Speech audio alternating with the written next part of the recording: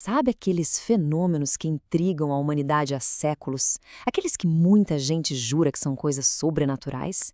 E se a ciência, na verdade, for a melhor detetive para desvendar esses mistérios? É isso que a gente vai descobrir agora. Luzes que flutuam no meio do nada? Visitantes noturnos? Clarões estranhos no céu? O que são essas coisas, afinal? Será que são fantasmas? Alienígenas? Ou alguma coisa que a nossa imaginação nem consegue alcançar? Vamos dar uma de detetive e investigar esses enigmas. A nossa investigação vai passar por 3 mistérios bem clássicos que acontecem à noite. Cada um deles é um verdadeiro quebra-cabeça, que por muito tempo pareceu não ter solução, mas que a ciência moderna está começando a decifrar. Vamos lá. Nosso primeiro caso já começa com um fenômeno que é genuinamente assustador. Aquelas luzes meio fantasmagóricas que ficam dançando em cima de pântanos de cemitérios. O nome delas é fogo-fato. Aqui no Brasil, esse fenômeno alimentou a lenda do temível boitatá. Lá na Escócia, chamam de spunkies. Mas a história é sempre a mesma, uma chama misteriosa que parece ter vida própria e que atrai os viajantes para a escuridão. É o cenário perfeito para um conto de terror, não é mesmo? Por muito tempo, a explicação da ciência parecia bem simples. A matéria orgânica em decomposição nos pântanos libera gás metano. Aí, com as condições certas, esse gás pega fogo e cria aquela chama azulada. E o movimento do ar, de alguém correndo de medo, por exemplo, daria a impressão de que a chama está perseguindo a pessoa. Caso encerrado, certo? Bem, não é bem assim. E é aqui que a história tem uma reviravolta daquelas. Uma análise científica bem recente, publicada na revista Química Nova, revelou uma coisa que muda tudo. Essa combustão não é espontânea. Isso adiciona uma peça completamente nova ao nosso quebra-cabeça. O fenômeno, na verdade, é o que chamam de chama fria. É uma combustão que brilha por causa de uma reação química, mas sem gerar muito calor. E aqui vem o ponto principal. Ela precisa de uma fonte externa de energia para começar. Agora pensa bem, o que os viajantes da noite carregavam antigamente? Tochas, lampiões. A ciência sugere que as próprias pessoas, sem querer, acendiam as chamas que tanto as apavoravam. Ok, agora vamos deixar os pântanos para trás e entrar num lugar muito mais íntimo e, para muita gente, ainda mais aterrorizante. O nosso próprio quarto, no meio da noite.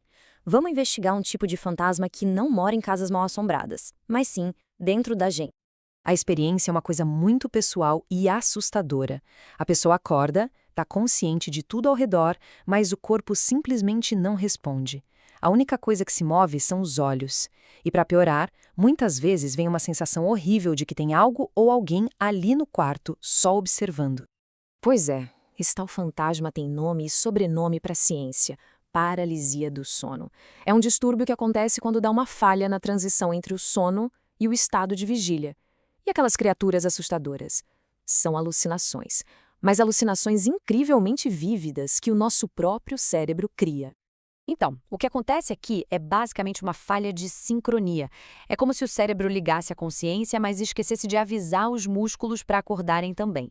É esse conflito entre uma mente alerta e um corpo paralisado que cria toda a sensação de pânico e abre a porta para essas alucinações.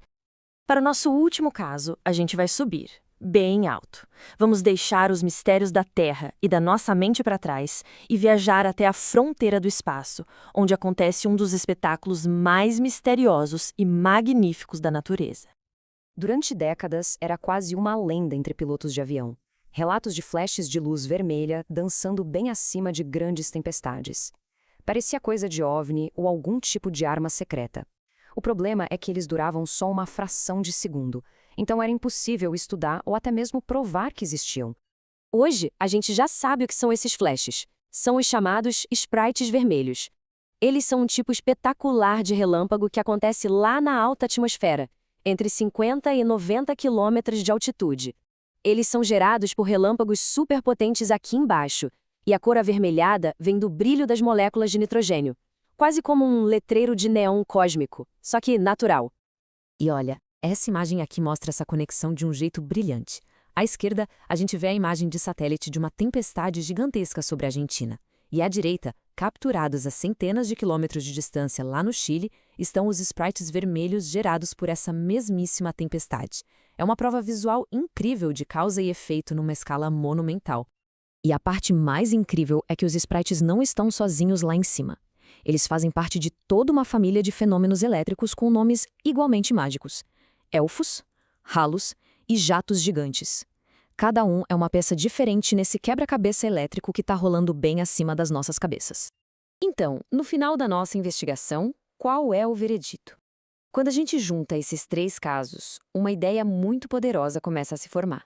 A grande lição é a seguinte: a ciência não tira a magia do mundo. Pelo contrário, ela revela essa magia em lugares que a gente nunca imaginou. O fogo-fato não é um espírito, mas sim a dança silenciosa da química. O fantasma no quarto não é uma assombração, e sim um eco fascinante da nossa própria neurologia. E os OVNIs acima das nuvens são, na verdade, uma sinfonia elétrica majestosa em escala cósmica. Isso tudo deixa uma última reflexão no ar, né? Quantos dos mistérios que a gente tem hoje são apenas as maravilhas científicas de amanhã só esperando para serem descobertas? A natureza é, e talvez sempre seja, o maior e mais belo de todos os enigmas.